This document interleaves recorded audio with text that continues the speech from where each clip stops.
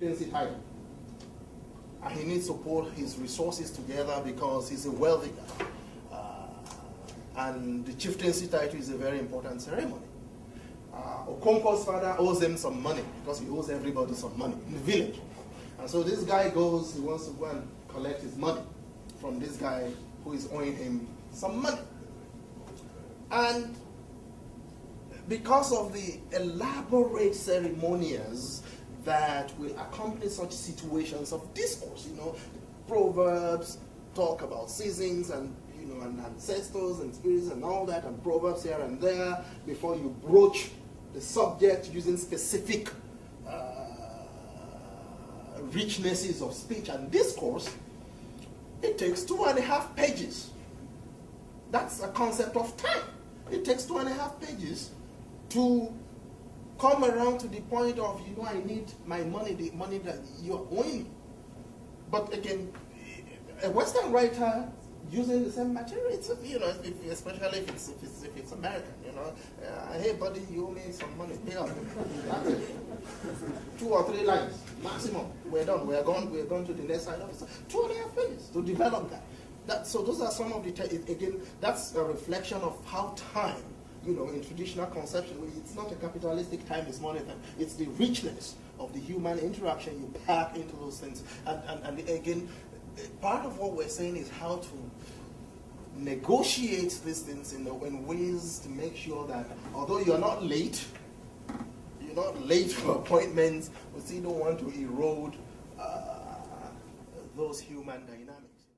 I have some different examples, but one specific example that happened, I think a month ago, about where a couple of students from Carleton University, and I think an Osiagwu, had this Give Me 50 Nigeria celebration. They want to go to the Nigerian government and say, give me one of these 50 demands. Give me constant power. Give me better high schools. Give me. So there was this celebration. I was freaking out because I was 15 minutes late to this event. And I get there, and they're still preparing. They haven't even started. And 2 hours later, I actually walked up to the organizer and say, okay, I will get my money in 15 minutes. We don't start this right now. So 2 hours later, they started it. So I was very, very, very upset because that's 2 hours of my time that has just been wasted. So we can say maybe it's traditional and maybe it's capitalist, but the fact of the matter is, from my perspective, if I were to go to another event like this, do you think I would go on time? No. I'll come in 2 hours later. And people having these events will think, oh, Nigerians are going to come in 2 hours later. So let's take our time and start 2 hours later. So things like that feed on each other. Maybe that's that habit and that cycle of underdevelopment. Because one thing happens and then we perpetuate it. And it goes on and on and on. So that's one example. And my sister here described a situation here in Ottawa where that lateness was repeated. It had nothing to do with Africa. I'll tell you of a story. I went to university in Edmonton, University of Alberta. One time the African group had a meeting to which we invited a minister. Someone told the minister that because we were African, we would be operating an hour late. The minister showed up. We were long gone. He realized he had messed up. So he said, oh, I was told by someone that because you guys are African, you always operate an hour late. We made a clear statement that no, because we are African, we respect ourselves, we expect to be respected, and we came in time, and we expect you to come in time. This is what I think we should be doing here, rather than belabor the point that we are African, and so we can relax, come when we want, go when we want. That is wrong. She talks about the media. What can we do? We can do a lot. That's right. The media says this. We have a right to write rejoinders. We have a right to speak up and say, look, here I am. I'm an African. I do not behave like that. This is not an African matter. It is a human issue. As a member of the diaspora, can we not do certain things to ensure that the image that young folks here have of our continent is different? Yes, we can. Tonight we have the opportunity to do so. folks here who are in their 20s, 30s, who probably have never gone to Africa, will never be in Africa, but will know their Africa from here. We happen to be here. We are fortunate enough to be here. Can we not make a contribution? Can we not, as Africans, here are the ambassadors, organize an Africa Month, Africa Week, bring in people from Africa who have the caliber that we are talking about, the success stories, have them here highlight any of these countries, doesn't matter which country. Put up something at the conference center and demonstrate over a period of a week, a month. This is what Africa can do. We as Africans, here we are. Last week I was at another conference organized by the French side of Africa, Cercle Cut they are called. Wonderful speeches. At the end of the day you ask yourself, so what? We know all of this. What we've heard today is not new to anybody who is African here. What I expect is, here is what we will do.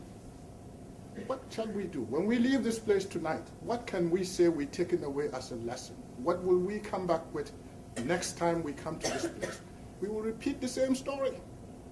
What I expect is, here are some points. Now that we know the story, now that we know about lateness, now that we know about corruption, now that we know about poor governance, here is what we will do.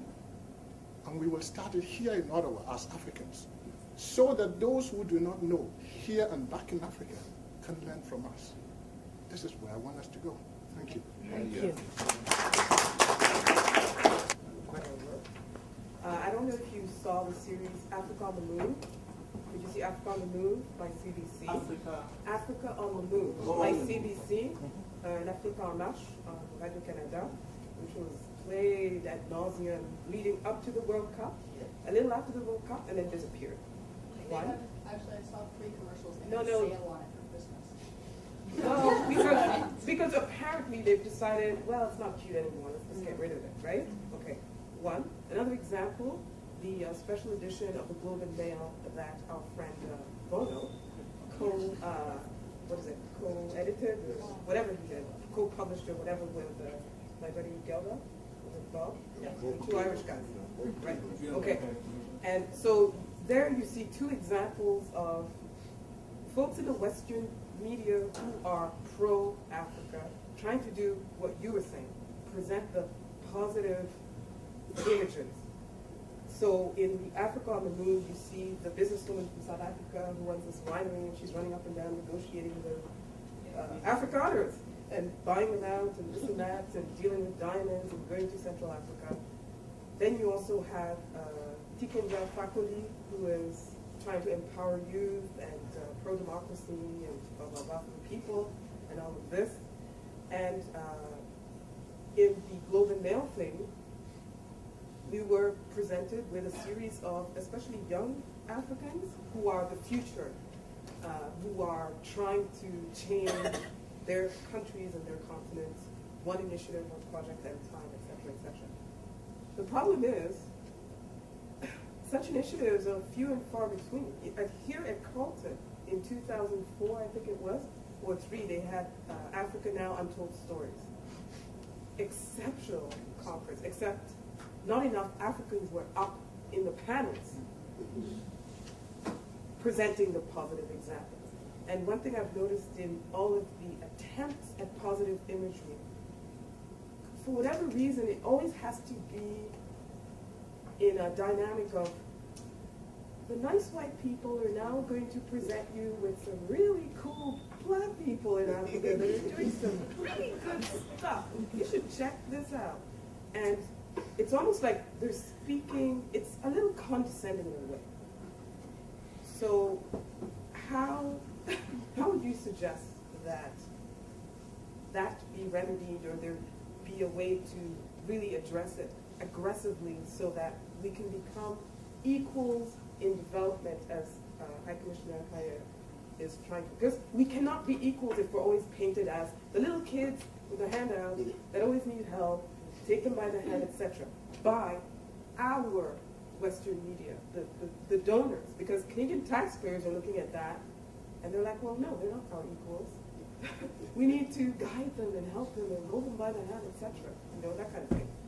So how aggressively can that be tackled in academia, for example?